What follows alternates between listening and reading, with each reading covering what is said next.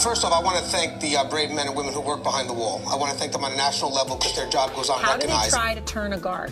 Well, correctional officer. Sorry, I apologize. But correctional officer. How you guys doing today? It's Anthony Ganji, host of Terror Talk, still in Oklahoma City. I'm trying to get as many interviews as I can done. We've covered a lot, guys. I believe I'm going to be giving you a total of 4 interviews that are coming from Oklahoma City. So I want you guys to make sure that you go back and check out these prior videos. Now today, before we introduce our guest, there is one individual that you saw in my last video. His name is Jeremy Tripp. Now Jeremy Tripp is the founder or one of the main people with Andy Potter, correct? Yeah, me and a group of people. A group of people who's running this organization called One Voice. And we mentioned this before. It's a organization that's looking to give us a voice on national concerns. That means it's trying to bring us together and we can kind of create that big movement forward. But in the meantime, today, and guys, we'll make sure you check out that video from before, please do. Today, we're going to discuss right now this other initiative being done by Michigan.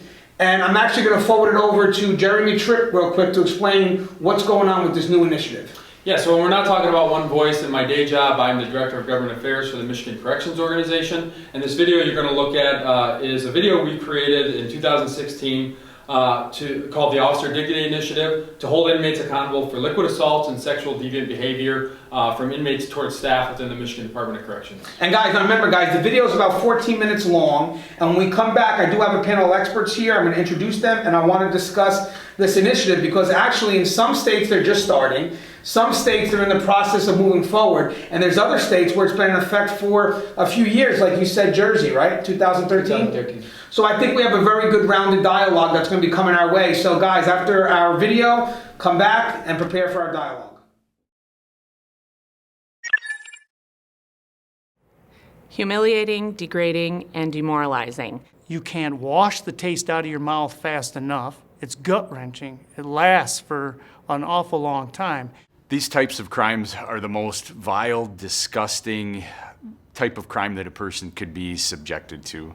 And it's not something that you want to discuss or talk about because it isn't looked at the same as a physical assault. Unfortunately, in my career, I've seen staff go through some very, very hard times. Can you think of another profession where you would go into work and it's likely that you are going to be assaulted by another human being's bodily fluids? Everyone deserves respect, no matter what line of work they're in.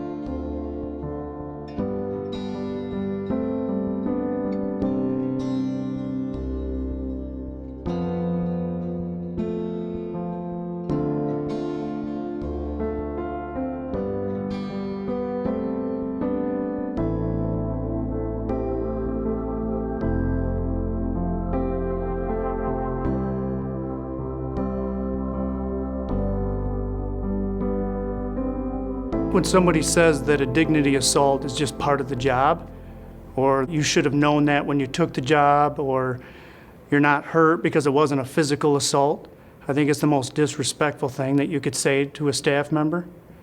It's very easy to imagine something being thrown on you. It's not very easy to imagine what goes through a person's mind. I'm not unfamiliar with this. Instantaneously, you start thinking about, am I going to be scarred for life?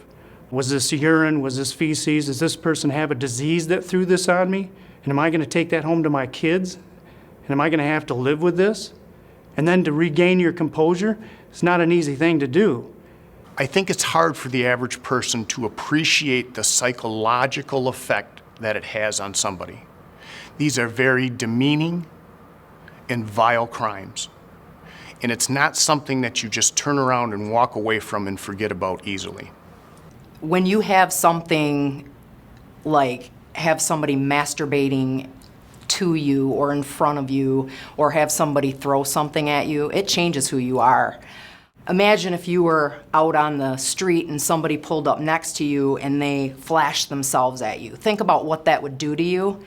And then here we are inside prison, and this can happen to you almost on a daily basis. It happens frequently, and it changes who you are. So I would say for those people who think that it doesn't affect you, they're wrong. This type of crime has never happened to me, but I remember as a young trooper, I watched a video of a KKK rally, and there were troopers standing in line, and the protesters were allowed to stand there and spit on the troopers, and the troopers were not allowed to do anything. And I remember thinking how appalling and degrading it was that someone was being allowed to, spit on another person. These types of crimes inside a prison aren't any different, and in fact, some of them are much more vile because we're talking about human feces or urine.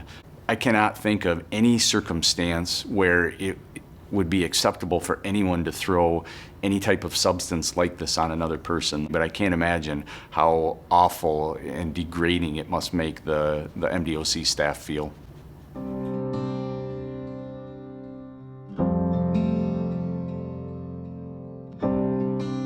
We opened the door to give prisoner medication. 2 of us were there along with the nurse. As we opened the door, the prisoner immediately threw a cup full of urine and water at my partner and I. The prisoner then charged at us to the door, and we had to take the prisoner down as well. We were just doing our job.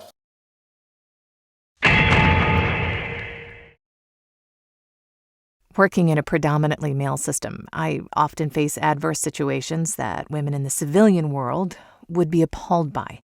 I've been assaulted and subjected to a variety of misogynistic behaviors by prisoners. Every so often, a prisoner goes beyond being problematic, and it becomes very clear that we're dealing with a sexual predator. One such prisoner is Reynolds, a serial sexual deviant who thinks it's okay to expose himself to female correctional staff, to manipulate the system by degrading female staff, and to prey upon what he may perceive as weakness. He makes it abundantly clear that if given the chance, he'd go even further. Imagine if he were to catch an unsuspecting victim in the civilian world who wouldn't know what kind of loathsome, misogynistic predator that he is. While he exposed himself, uttered lewd comments, and made violent threats against us, we decided to help protect society from this predator by documenting his extensive pattern of sexual misconduct. I'm hoping the prosecuting attorney seeks the fullest sanctions against him allowed by law. Shame on you and your behavior, Prisoner Reynolds. I choose not to be your victim. These experiences have had a big impact on my life. For instance, I've been sitting in my office interviewing a prisoner, which in your office you think you're in a safe place, and my phone rang, and I turned for maybe a second to answer my phone, and it took the prisoner just a split second to take his penis out of his pants and start masturbating, to the point where before I even turned my head, I knew what he was doing.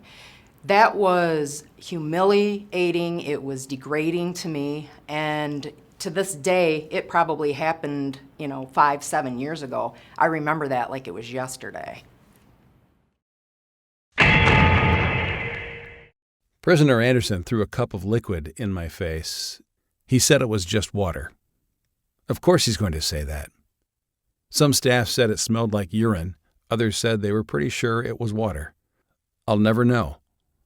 Do I need to be worried about hepatitis? Should I stop kissing my kids at night? When he did that, he stated, "Sue me, motherfucker." Well, he's getting what he asked for. I'll never know exactly why he did that. How would you feel if this happened to you? For me, I've always kept my family in the dark about incidents like this that have happened. They know what I do for a living. They know some things that have occurred. I tried to shield them as much as possible. They know that being a corrections officer is one of the, if not the most dangerous jobs out there in the state of Michigan, and I don't need them to worry.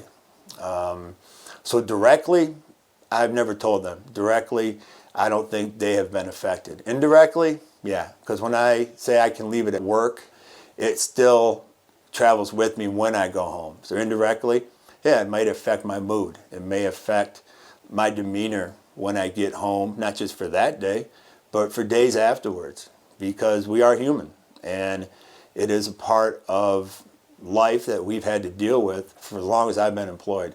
This has been going on. And not just that, but any type of assault.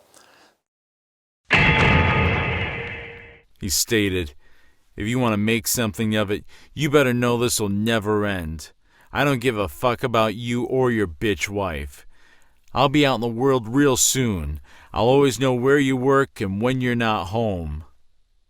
Prior to all this, I have never had any bad words or dealings with prisoner Thompson. He is a very dangerous prisoner. The pressure and stress of being a corrections officer, I think at times goes overlooked. And it may not be a direct result, but indirectly, yeah. I think it probably has had an effect on them. But again, you know, my standard answer every day is when the family asks me how my day went, and it's always good. You know, just had to be there. You know, they'll ask me anything happened? Nope. No, everything's all right. You know, my wife knows that if something were to really seriously happen, and this happened in the past, I'll tell her. But things like this, you know, we try to keep quiet, try to shield them as much as possible. You know, it also, maybe it's a little bit of embarrassment too. You know, you always want your family to think the most of you. And if you have to come home in the middle of a day and take a shower in prisoner clothing, there's going to be questions. And fortunately, my children didn't see that, or my wife. But you know, it could be a little bit embarrassing as well. I try not to bring my work home with me, but I believe that when that happened to me, it's clear when I get home, I'm not the same. I have actually a unique situation where my spouse works in corrections as well. So I have the ability to go home and be able to talk to him about something like this so he understands where I'm coming from.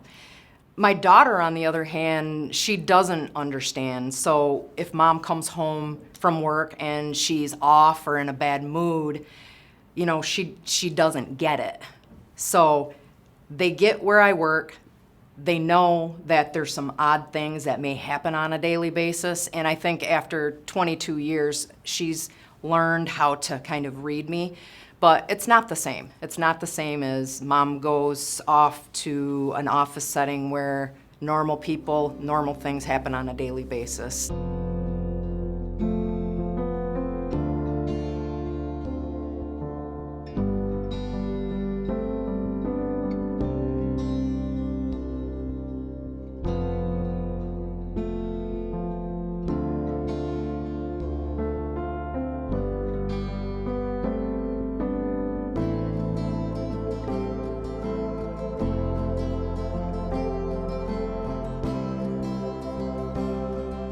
MCO, looking forward in an attempt to combat this inconsistency, thought it would be best to form a coalition consisting of the Michigan State Police, the Michigan Department of Corrections, and the Prosecutors Association of Michigan. And by bringing all of those parties to the table, we would raise awareness to exactly what the problems were involved in those inconsistent prosecutions. Working with all these other agencies on this common goal has really helped to bring perspective to the situation. There are a lot of people that care, about what goes on inside of prisons and what happens to correction officers. It's important that we have this coalition so that we're all on the same page, so that we're all working towards one unified goal, bringing light to these types of crimes. Just because you work in a prison doesn't mean that you forfeit your right to protection of the law. And we need to send a message to prisoners that this type of behavior will not be tolerated. And that is what we're doing in this initiative, is working cooperatively with our partners in law enforcement, our partners with MCO, to send that message and to ensure that every step of the way we are tackling these events when they happen. It's a tremendous thing when you can have that many law agencies in one room coming together for one common goal. I think it means an awful lot to our corrections officers to know that somebody has their back for once and they're looking out for their best interest. I believe that this is long overdue. I think that our officers and our staff that work for the Michigan Department of Corrections deserve to be held in the highest regard, and I believe that the Officer Dignity Initiative is going to impact every single person that has contact with these inmates, because chances are that if you work face-to-face with an inmate, you've had this happen to you. Whether you've been dressed out with urine or feces being thrown on you, or you've had an inmate actually masturbate to you, or had his penis hanging out of his pants or something to that. So the impact that officer dignity is going to have on the staff of the Michigan Department of Corrections is going to be enormous, and it's great. I'm very excited about it. I'm glad this is happening. It's nice to know that somebody's got your back.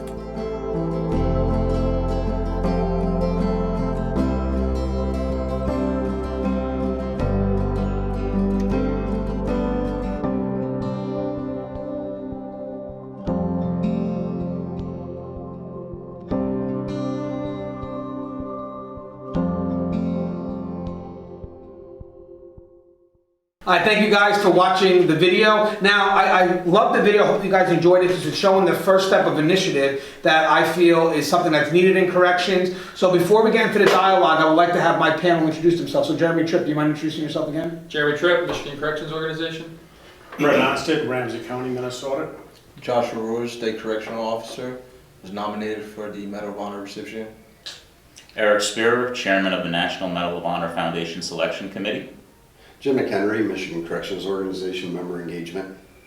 Raymond Hack, State Delegate of New Jersey State Police Benevolent Association, Local 105.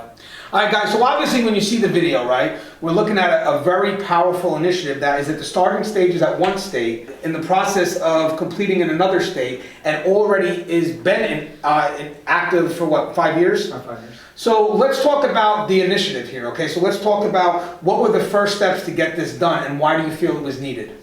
Right, so you guys know the name Andy Potter from One Voice. He's also in the video. Andy's the founder of One Voice, but he's also the executive director of the Michigan Corrections Organization. One of the things we really started doing after Right to Work was going out and talking with our members. We wanted to hear directly from them what was affecting them. So we sat down all across the state, and things kept coming up, right? When you start to see patterns, you pay attention. One of the things that we kept hearing was that when these liquid assaults would happen, we're not talking about physical assaults, the liquid assaults, that things weren't being done properly. When we looked into a little more, we found that in many cases they were. But these cases in which it fell through the cracks, when things weren't being done, it demoralized the staff. It made them feel like nobody cared about them. And we wanted to take it upon ourselves as the union to say, enough is enough, that isn't right. You don't check your rights at the door just because you're a corrections officer, and do something about it. And that's really where the initiative came from. Okay, so was there ever a problem where if someone was assaulted by bodily liquid, bodily fluid, was there a problem taking it up the next level to have the person that did it to be criminally charged?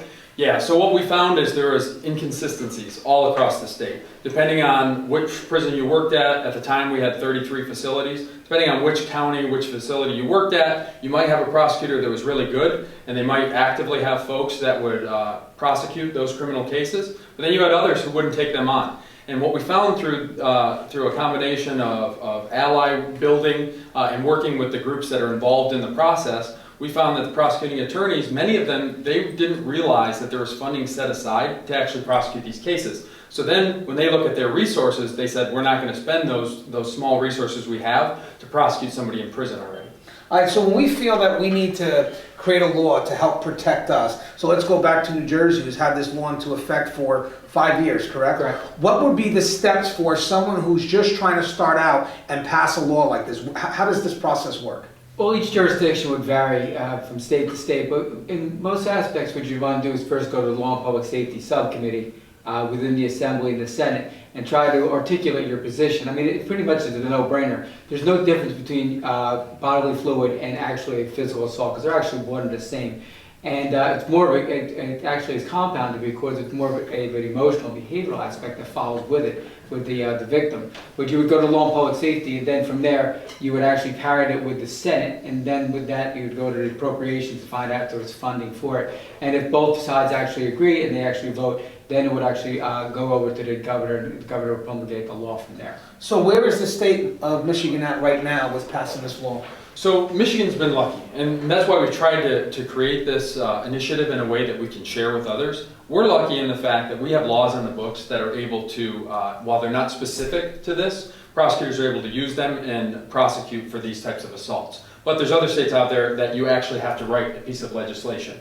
And so what we've tried to do with other locals, we have actually 9 other states that have taken up some form of this, as well as Canada is using it in their provincial bargaining. And so what we've tried to do is say, listen, what works for us may not work for you. So we also have a piece of legislation in Michigan, even though it's not necessary, I guess you would say. I think it is because it brings recognition and it is specific, right? But at least we're not hanging people out there to where we don't have something we can use right now. Now for other states, they don't have those laws on the books. There's no way to prosecute these. North Carolina is a good example. They just got legislation passed in the past month looking at liquid assaults. And not only can you look at the behavior itself, but what is the criminal prosecution that's going to come along with that? What is actually going to be put back on that individual that engages in that type of behavior?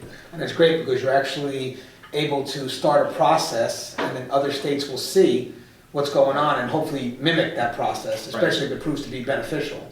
I want to pass it over to you. I'm going to ask you a question. Have an experience. How long do you have in corrections? 24 years. Frontline correctional officer, correct? You bet. What happens to an officer after they're splashed on with liquid? How does their life change? Yeah, I can speak to you from a standpoint of I've never had it happen to me, but I had something similar happen. I was exposed to TB. I was a ground zero person that was exposed to TB about 8-10 years ago.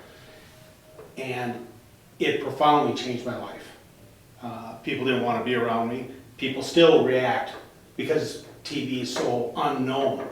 What happens when you're exposed to TB? Had to go see doctors. Had to take special meds. You know, it still could crop up in my life. I'm always looking for it, always getting x-rays. You know what's funny? It's the danger of the job that a lot of people don't realize exists. And especially now, like in this case here, obviously that's a danger that may not have been intentional, but it is something that we go through. When we're doing a search, we could hit onto a needle. And again, it may not be something that's intentional from the inmate's perspective, but it's still a danger that we face every day. But now when we're going into an area, let's say a close custody unit, you have a mental health inmate who just has a habit of splashing frontline staff, and let's say for some reason they don't want to put the spit mask on them, because sometimes that happens. How can that affect, because I want to try to, because this may be a little bit different than TB exposure, but I do want to talk about the, like let's say the person has a known disease, like HIV, and they're aware that they have HIV, and now they go ahead and throw a cocktail on you of every mixture of bodily fluid that there is. How does that affect you mentally, your home life, and just your ability to go back and work that next day, or not, or whenever you're cleared to work? Well, it's actually a wake-up call to understanding what the dangers are. I've been dressed out in Jackson Prison, and you didn't know what it was, just like Roy said in the video. And you were. You said the word dress out? Dress out. Dress out is a term that correction officers use when an inmate throws something on you. And basically what it kind of boils down to is you gotta go and dress, take the clothes off, continue working in those. But it's a term we use is called dress out, as a liquid assault. Okay. And you don't know what's in it sometimes. I mean, like Roy said in the video, it could be urine. Did it smell like it? Kind of smelled like water, whatever. But still, it catches you by surprise, and you don't know what it is. You know, that's a good point, because also remember, we have HIPAA laws, right? So it's not like that officer is privy to what that inmate has. Now, some of you, we might know because you had to take them, and you may know certain things about their health history, but you're not going down to medical to get treated for this, and they're saying, oh, by the way, you should know that he has this, this, this. But is there any laws in place right now that because he did that and he assaulted you with his bodily liquid, is there any law in place that medical has to release that because of the threat you're in? Yes. At least in New Jersey, when you are the victim of a bodily fluids assault, that information has to be revealed to you. However, there's the caveat that once that information is revealed to you, you're not to reveal it to anybody who's not part of your medical treatment. I know there are states that have moved forward with that because obviously the threat. And now, going back, I still want to touch on how it affects our home life. So now, here you are, you don't know what you have, you're going through a series of tests now that literally tell you during these tests that you cannot engage with any type of physical intimacy with those you love while you go through this test, how does that impact you? How does that impact your family? No, it leaves so many questions unanswered. In the fact that, you know, at the time I was fortunate, I was single, so I really wasn't, so I didn't take it home to a wife or a kid or anything at the time, but I know officers that have had to do that. So let me ask you a question. Just imagine, so I want to try to imagine being married, right? Having a family, and you find, you know, you're at work and an inmate decides to throw this bloody cocktail on you, and God forbid, let's say it goes in your eyes, your mouth, because they're aiming for your face. I'll tell you that right now. And they get your attention first. Hey, CO, I need your help. Wait, what's going on? And they splash you. They make sure that you're looking at them, and they try to get you right in the face. So now you don't know if you swallowed it, you don't know if it's in your eyes, you don't know what's going on. Then you have to go home and tell your wife, not only do you have to go through a series of tests to see if you have anything or the shots, she's probably going to be concerned that, well, if you do have it, you know, now the physical intimacy is gone. I'm sure that puts stress on a very important part of the relationship. So I can actually see the home life be destroyed off of a liquid assault. What do you think? You're absolutely correct. And the thing is like allude to the fact what you said earlier, just with TB, for instance. Right. Just getting an airborne pathogen into the ambient air, okay, and being exposed to it. The difference between being exposed and contaminated is, even though it's far away, it's something that you deal with on a daily basis. When you start dealing with pathogens such as hepatitis C, which is still something that's somewhat controversial, that will actually resurrect itself years down the road. It's something that, you know, even when you're doing your testing, whether you're doing it on a quarterly basis, annual basis, it emotionally takes a toll not only on yourself, but the people within your inner circle as well. And that's what people don't realize, but the inmate knows it. I'll tell you something right now, I don't care what anybody says, the public doesn't know it, but the inmate knows it. Because that inmate knows that now for the next 6 months, or probably for the rest of your life, you're going to be thinking about that inmate when you're at home. And that's one thing we try not to do. And I believe that the reason legislation had to be introduced kind of after the fact is a twofold problem when it comes to bodily fluids assaults inside prisons. The first fold is that it happens inside prisons, and some people are under the impression that when correctional officers sign up, that they're to be expected to get that kind of behavior towards them and there be no repercussions, and we know that's unacceptable. If it's against the law outside, it's against the law inside. The second fold is that most people know what it's like being physically assaulted. We've all engaged in fights when we're growing up. We know what it's like to get a black eye or a bruise or a broken bone or whatever. But very few people outside of correctional officers have been spit upon. So if you haven't gone through that, and most people outside of prisons haven't, they don't know the impact, the emotional impact, as well as the potential health consequences. So that's why we as correctional officers needed to be advocates for this particular thing, because the general public is not aware like we are. I wonder what would happen if the inmate did it to another inmate. Like if the inmate just decided to throw liquid at another inmate. Would the inmate be allowed to file criminal charges? They would have to pursue it through the agency, through their investigative unit to get it referred. So the same right, correct? The same right. However, the laws that was mentioned regarding New Jersey and several other states, the legislation is geared towards protecting correctional staff. So it would be viewed as some type of assault, but not the specific bodily fluids upon a correctional peace officer. Right, because the reason why I mentioned that is because when we did the one voice conversation, I remember, you know, the dialogue of having people at the table that are kind of strange bedfellows, but actually trying to see if there's an angle that we can push that is pretty much like a collective force. And I'm just saying, if there's ever a trouble to pass that law, I wonder if they try to do it, let's say they would try to do it from the other side and say, well, we're pass the law for an inmate who got assaulted by another inmate. I'm thinking, well, there it is now. Now it's our chance, because unfortunately it's harder for us to get our voice out there. But I was just thinking, just same what One Voice is doing. Yeah. They're using these multiple angles, multiple perspectives to push something forward. Right. And that's something we did look at, you know, when it came to inmates with mental illness. We kind of left that out, right? Okay. We realized that was a problem, one that we couldn't solve, and that was not our intent, was to take inmates with mental illness who do this type of behavior. We wanted folks of sound mind that are making a conscious decision to do this. And a little bit to your point before with the general public, that's why we really needed to raise awareness, because you know, when we first started this and we had to sit down with the state troopers, and with the prosecuting attorneys and with folks in the general public. It was one of the ways we related this is we said, listen, if you were to be pulled over by a state trooper tonight, right, and you were to take a cup of urine and feces and put a little water in there and you throw it in his face, does he tip his hat to you and move along on his way, right? Or are you getting out of that car by force? So, same thing with the sexual deviant behavior. If you go to the grocery store tonight and somebody in the frozen food section exposes themselves to you, they're going to jail. Somebody's finding out about it and they're going. But in a prison, of all places, this has become commonplace. And that's where it can't be acceptable. We're trying to rehabilitate and prepare these folks for society, yet we're allowing behavior that is completely contrary to everything we're trying to do.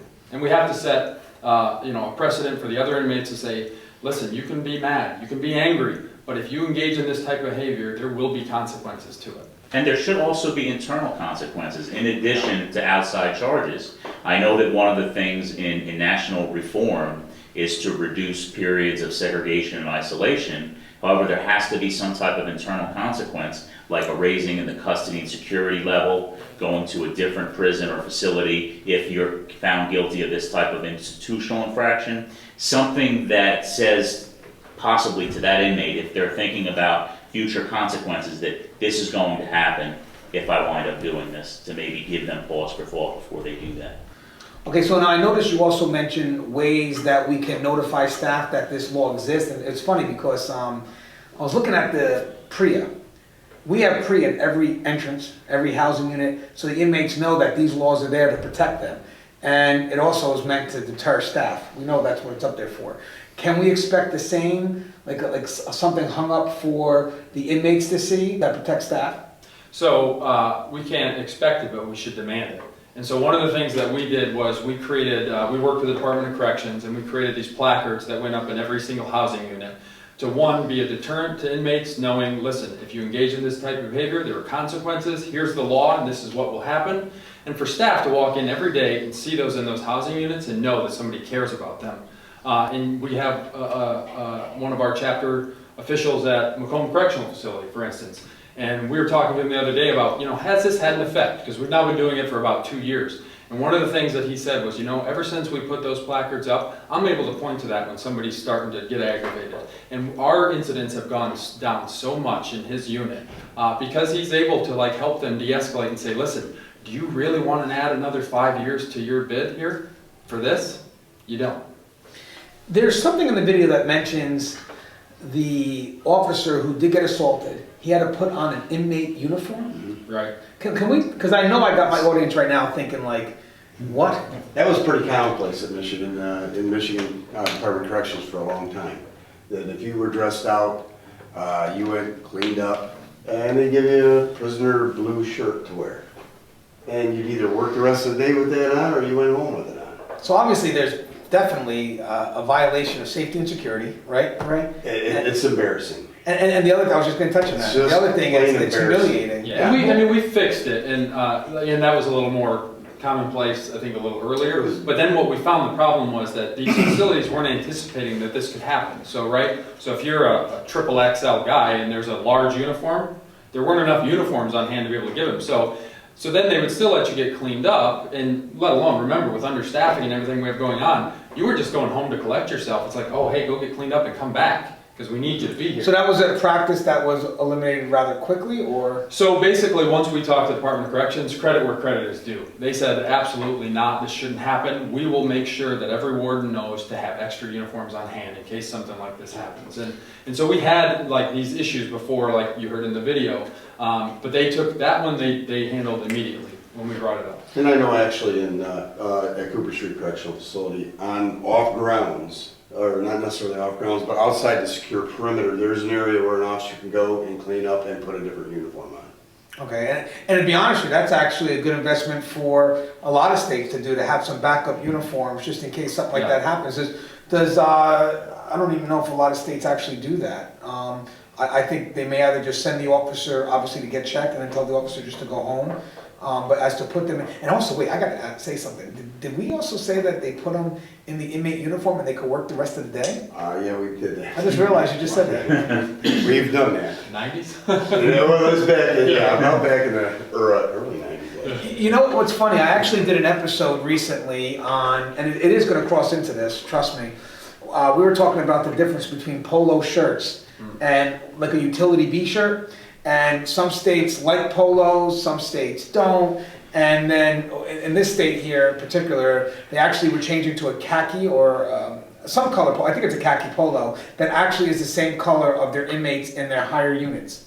But one of the concerns one of the officers brought up to me, and he goes, even if people like the polos that are professional, he goes, because some of them they feel do look professional. I always had problems with polos because I thought they would stick to the Velcro of your, for the states that have the vest. It's something I never thought of. He goes, Gans, let me tell you something right now. Imagine if an inmate threw bodily fluid at you and you have to take off the polo. It's not like a buttoned up or a buttoned down shirt. You're going to put the whole shirt over your face to take the shirt off. So I think just because of that argument alone, I think that's enough to get rid of the polos. I don't know if everybody's in favor of polos though.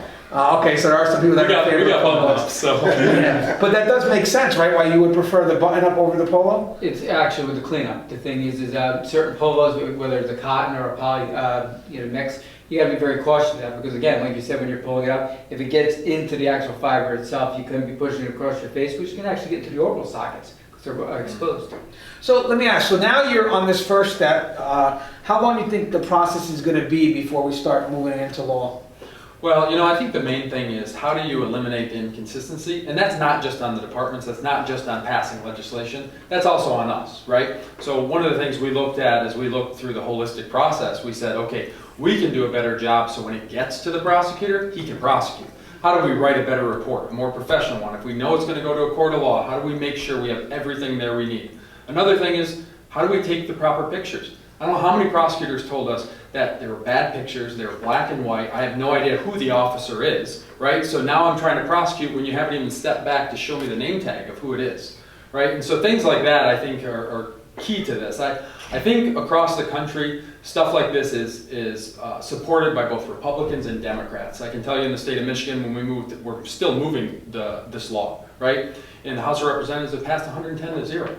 Right? There's no fight. They understood, right? That this is something they need to support. And we're trying to get this out here before lame duck is finished this year to get the support. And the Senate committee it went to, they passed it unanimously. And so looking at these types of things, we got to make sure that we do the right thing for officers, but then we also have to look at ourselves and say, how do we make this a better process that we can play a role to make sure we get the best success for prosecution? You also touched on something else, actually, managing a crime scene. A lot of states don't give that type of training to officers. So, having said that, prosecutors are looking for that information. Are we going to actually maybe get some training to help them preserve what evidence they need for the crime? So are let's say in Michigan, are those officers trained in how to handle a crime scene? So this is what we've done is we really partnered with the Department of Corrections and the state police and the prosecutors. And so what our department did was they have an inspector's training that they come to. And they had the prosecutors come in and the state police and they held a 2-hour training on what to do in this investigative process from the moment it happens until the investigator comes on scene, what you do. They know that the state police are going to be called, and the state police went through with all of these inspectors like, listen, here's what you need to do to give this a real shot at going forward. And so now they've been educated on what they need to do and how to do it properly. Not that they were doing it improperly before, but it's never bad to re-examine your current system. But the only thing my concern would be is when you have an inmate that go to contest it, they could contest the fact that the people that handled the crime scene were not properly trained. And that's what the state police are trying to do, is try to take out those elements so they can give us the best chance. And working together, they're saying, listen, here's the pitfalls we could run into. Let's try to eliminate that so we don't have those situations. I'd like to tag on that, where you're saying that you'd finish the day out in a t-shirt or what have you.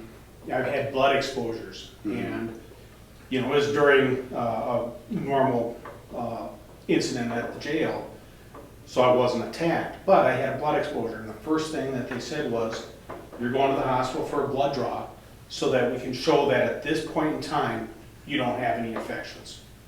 And that was part of the crime scene too. That is how I looked at it. That they want to make sure that the inmate later down the road said, well, I didn't give him anything. I didn't infect him because he could say, well, you already had that. Well, going to the hospital on my shift, whether we were understaffed or not, we would close things down. so that I could get to the hospital. You know, this brings up actually a few more questions. I was hoping we'd try to start. I got a few more questions now. One thing is, who pushes the charges, the individual or the agency? In Michigan, it depends, right? So the Department of Corrections is the one that's going to move it when you're looking at the Department of Corrections. We also represent folks in DHHS. That's viewed differently. Folks who are incompetent to stand for trial, right? Mentally ill folks, they assault, they have to do it themselves. The agency will not do it. Do you know why I'm asking, right? What I'm asking for, if the agency is going to push it, can they mandate the officer now, because the liability that you have to go to the hospital, as opposed to requesting the officer to go to the hospital with the doctor? That's a good question. There is an OSHA requirement that says that any person who's been exposed to bloodborne pathogens has to be to a hospital within 2 hours of that exposure. Right, now let me ask you a question, but with that requirement, is that we have to send the officer out, or the officer can still say no? I mean, there's a requirement. The employer must. Okay, so what I'm saying, what about if, now, what I'm saying, the agency goes to push it, and the employer tells the officer or tells the staff member, I need you to go to the hospital, can the staff member say no? It would be an insubordinate issue. The supervisor would issue the order, and they would refuse, and then they would be insubordinate. Because the employer has to make the employee's safety and health a top priority. We're not looking, we don't want to see an officer, further insulted by, not wanting to go there and then not having a choice not to go there. But the first priority is to make sure that they're screened and medically taken care of. So it has to happen. I know some people are looking at me like, but not you guys, I'm sure the audience here, but there will be some officers that will not want to go. So now I'm thinking, like, if we have the potential for a crime, can we mandate that officer that you have to go? It's not your option anymore. So that was a kind of a part of our discussion, because what we found is before, it was left up to the individual to decide if they wanted to forward this on for prosecution.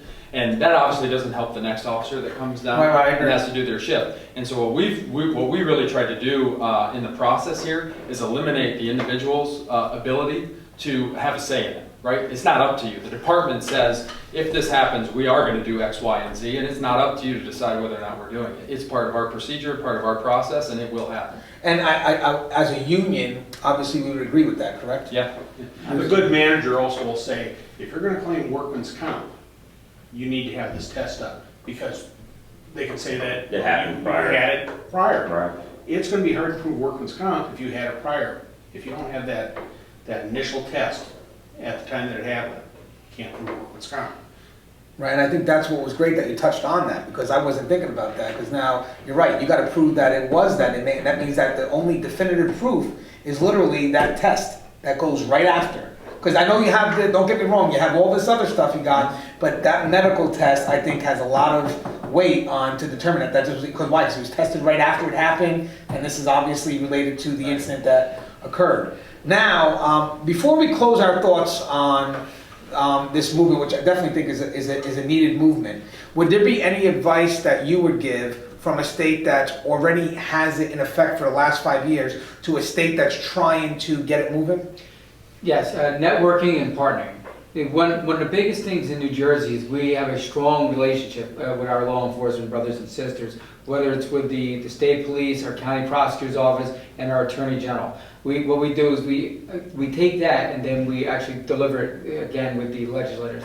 And if they see there's synergy with a lot of these bills that are out there that are for, as I would say, the street cop, for instance, we try to migrate that, or take our names and actually include them in the bills themselves. A bill of this sort was actually a no-brainer, which we've seen back in several years ago.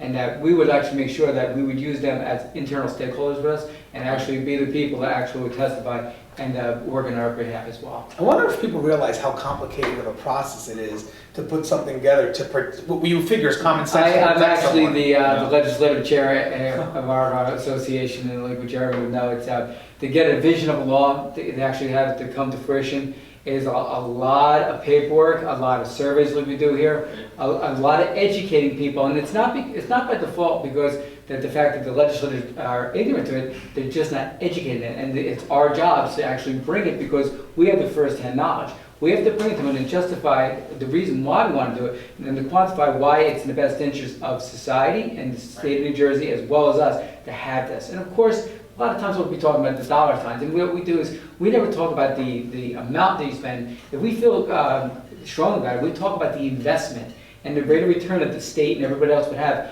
by putting this. And that's a lot of times, once we put all that information together, sometimes it could take anything from a couple weeks to almost the entire legislative term. But we actually go over there and we put that stuff together, so when the legislators are actually voting on it, they're voting on it with confidence that they're actually in the interest of the stakeholders in New Jersey, as well as their staff members as well. And then obviously, I believe outside of doing that, you have that video now that you want to release to the public. So that also may push another force that comes outside of you guys, but from the public saying, hey, we didn't know about this. And now that's more pressure on those who may be running for election, if you will. So, and to build a relationship, right? Because the easiest way to shut down a conversation is to point the finger at somebody and say, you did something wrong.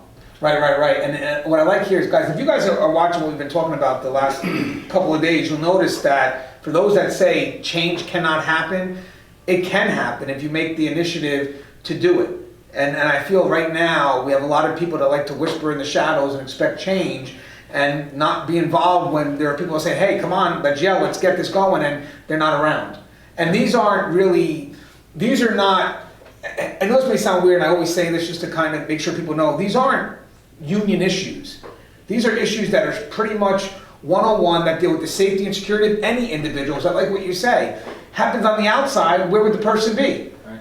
So now that they're at our spot, there has to be something we can do because we have the same rights as those on the streets. Why are we treated any less? You guys may not have noticed, that's the magic of editing, but we do have a special guest that came in from North Carolina. Remember at the beginning of the video, I did mention that we kind of had 3 phases going on that I could think of. I had Michigan, who's in the process of starting it, North Carolina, which just is in the process of finalizing it and moving forward, and then a state like New Jersey, who's had it for 5 years. So, lucky to be, they come in. I have right now, if you may introduce yourself to the audience. Hi, I'm Deborah Harney. I'm a 19-year employee with the Department of Public Safety in North Carolina.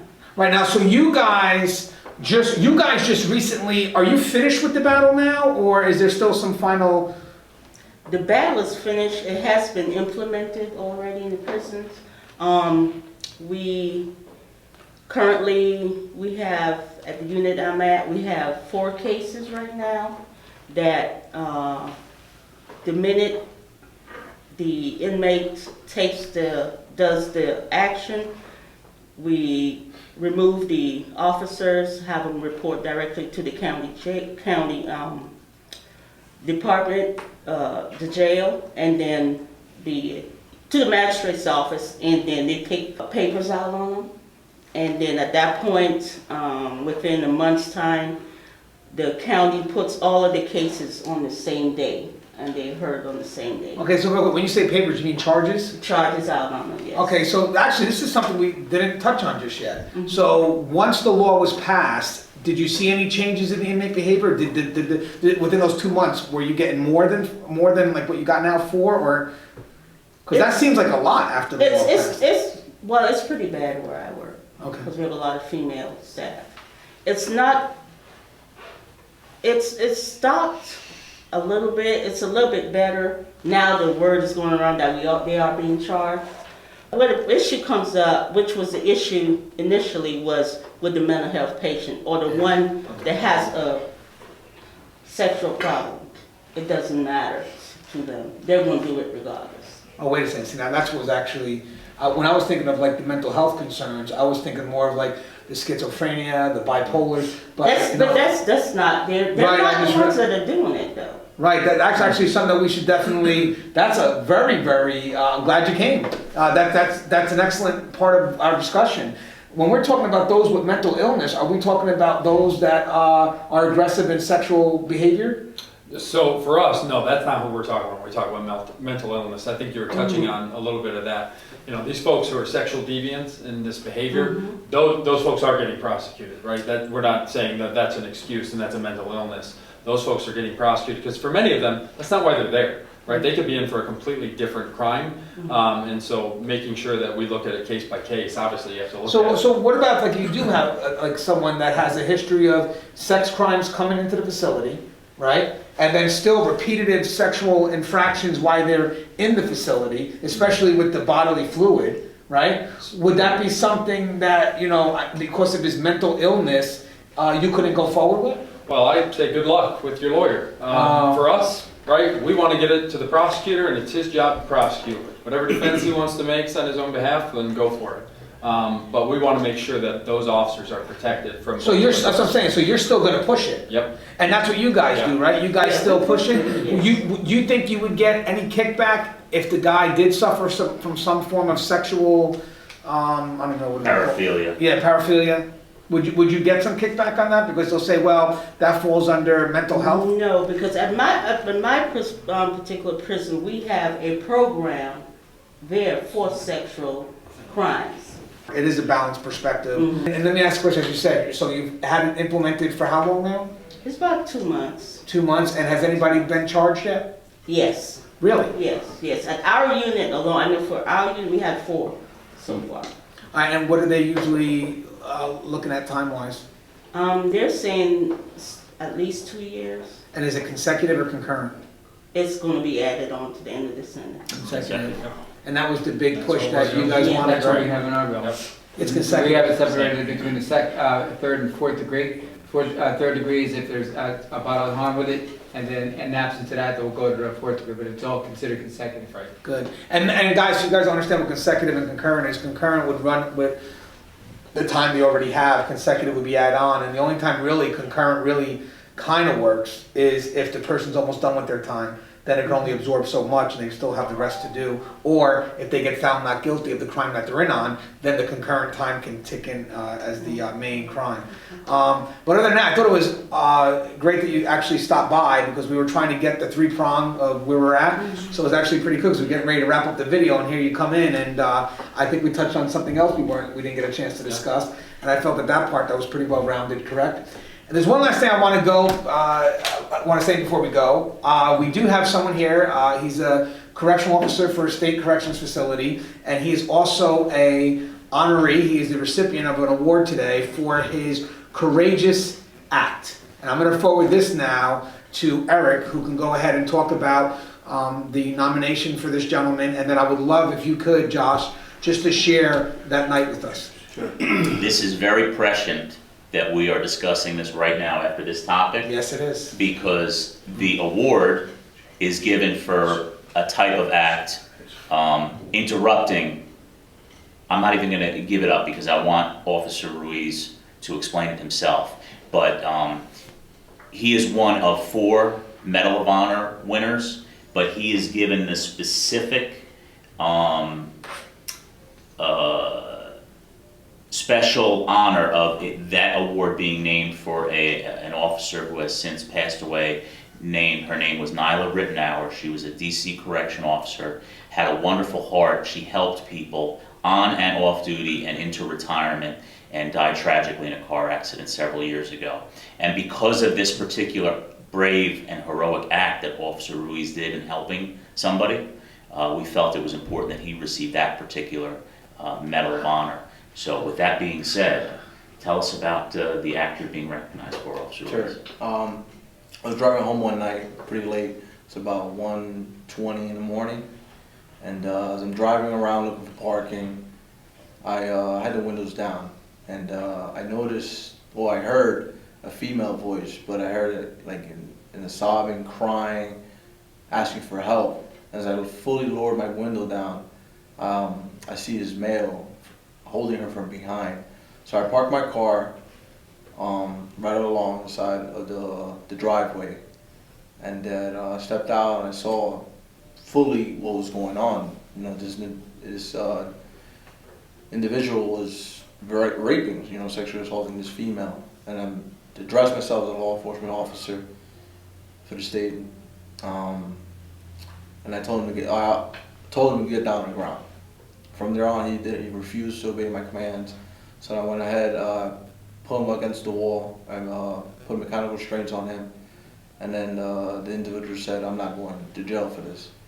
So he turned around, put up a fight. After several going back and forth with him, I was able to fully restrain this individual. And then on, I called the Union City Police Department, and they took over the investigation from there on.